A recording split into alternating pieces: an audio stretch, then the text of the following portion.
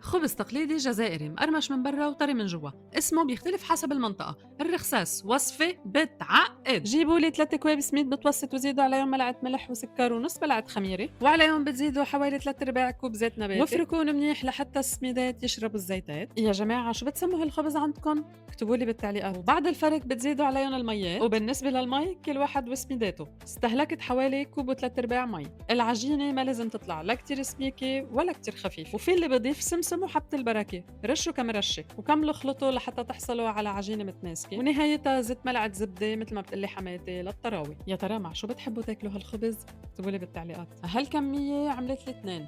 كوروها وريحوها حوالي ربع ساعة، وبعد الرياحة رقوها وركزوا كتير منيح على الرق، لازم يكون متجانس ونفس السمك من كل المحلات.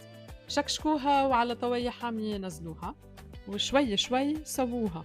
أهل زوجي كانوا يعملوا الخبز من القمح اللي بيزرعوه بأرضهم، ريحته غير شكل. وهاي النتيجة، خبز مقرمش من برا مفتفت من جوا وبيدوب بالتم. ولأنه هالخبز بيعجبني كتير سخن فحطيت عليه شوية جبنة مع كمشة زعتر. يا ويلي على هالطعمة. وهلأ قولولي، حتشجعوا تساووها؟